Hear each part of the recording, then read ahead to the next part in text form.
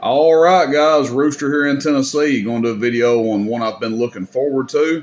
It's going to be our initial demonstration video, a detailed video of the TRE Top 1 by Ranger AM sideband 40 channel CB radio.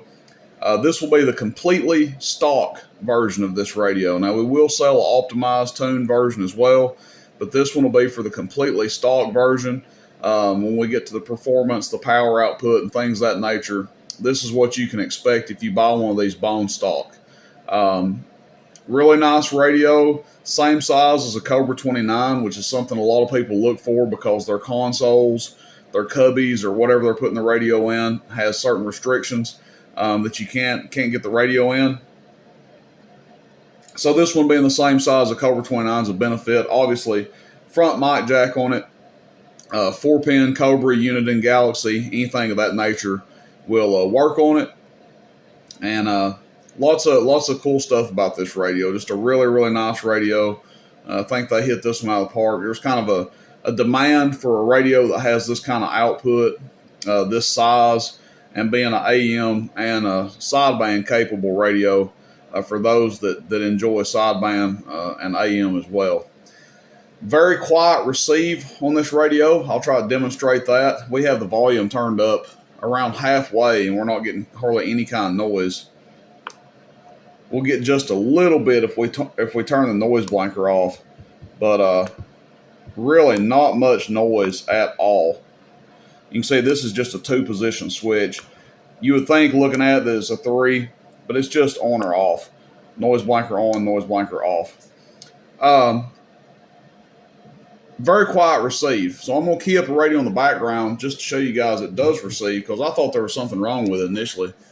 Hello, 1 2 1 2 3. Audio 1 2 1 2 3. Audio check 1 2. So you can hear when I let off the mic, there's no baseline static in there. Obviously, we're on a dummy load, but still, on dummy load, you'll still get radios that have just a little bit of static. Really nice, clean receive on this. As for the controls, left to right, volume and squelch here, mic gain and RF gain here, basic controls we're all familiar with. Something unique to this radio is a bass and treble control for the receive.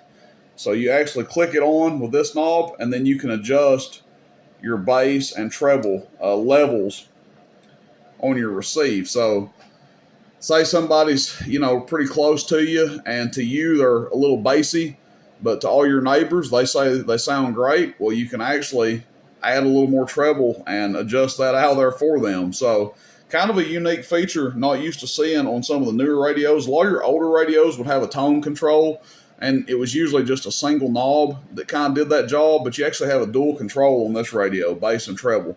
Some people are taking those out and putting an echo board in them and just leaving this turned all the way off to the left. I'll leave that up to the customer when we get into modifying these and selling ones that have been modified and tuned. If you want it with the echo board right there, that's fine. Otherwise, your best option would be to put it in the back. I really hate to get rid of the bass and treble control because it's such a unique feature to the radio. If it was me, I would actually just buy a microphone that has echo in it, like the Extreme 2018. You're going to be looking around the same price.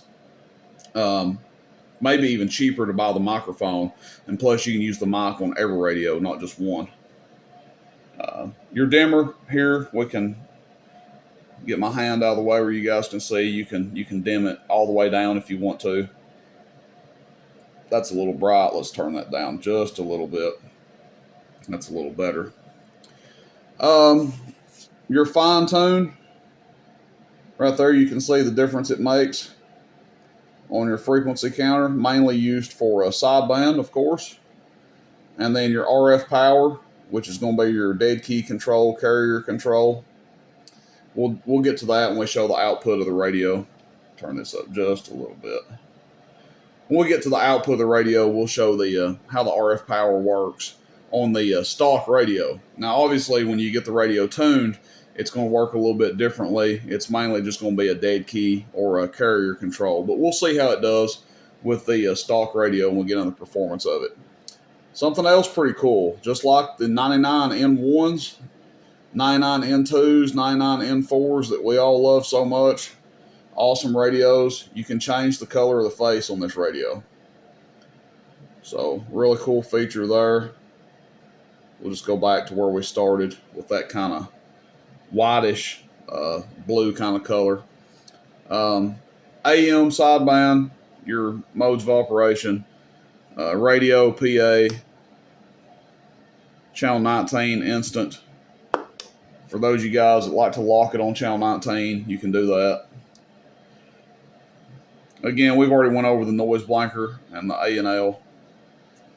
Like I said, you would think it's a 3-position switch. It's actually just a 2, on and off, and then your noise blanker.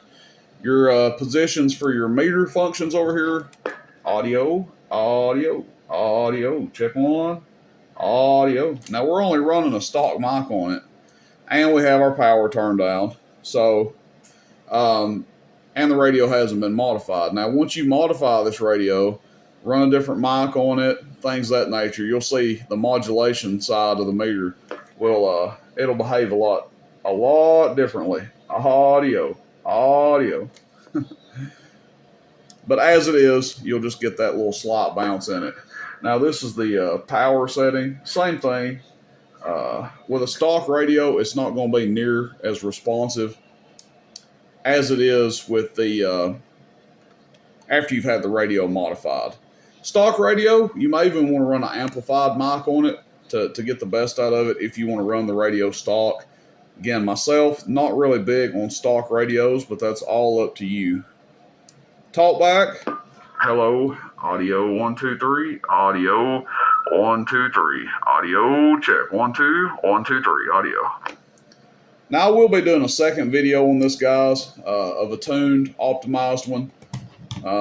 That way you guys can kind of see the difference. I may even do a video with a tuned one and a stock one like this one in the same video. That way you don't have to pan back and forth between 2 different videos, and we can just keep it simple, output test and performance-wise, between one that's been tuned and one that is stock. But that's pretty much it for the features of the radio. We've went over just about everything on the front of it here. Not a whole lot more to cover. Really cool radio. Like I said, I think there was kind of a demand for this type of radio. Ranger picked up on that and took advantage of it, and has provided a pretty daggum nice radio for us here. Again, great thing. Same size as a Cobra 29.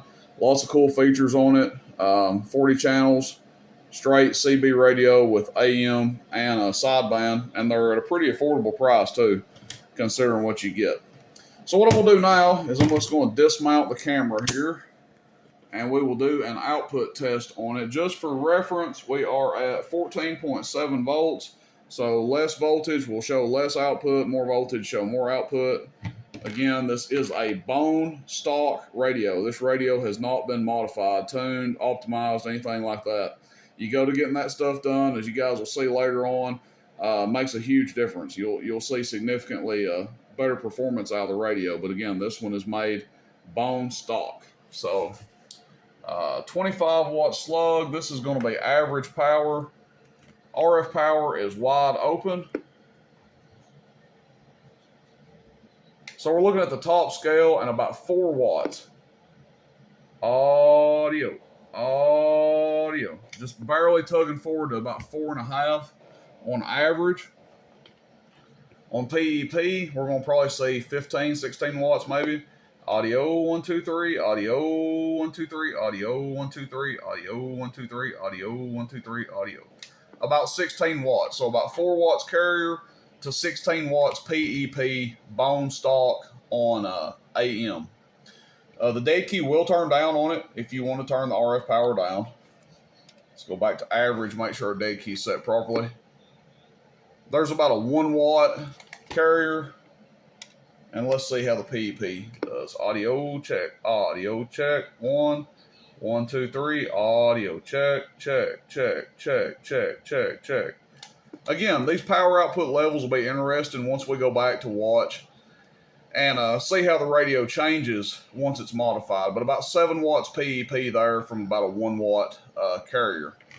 So again, when you modify the radio, the RF power will just be a dead key control, and the radio will swing its maximum or optimal power no matter where you have the dead key set at. But a stock radio will not do that, as we're seeing here in the video. Sideband output here.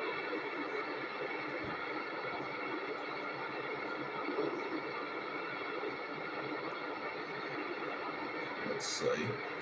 PEP.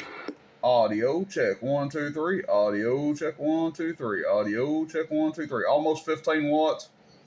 Audio check check check. Audio check. Audio check 1 2 3. Audio check 1 2 3.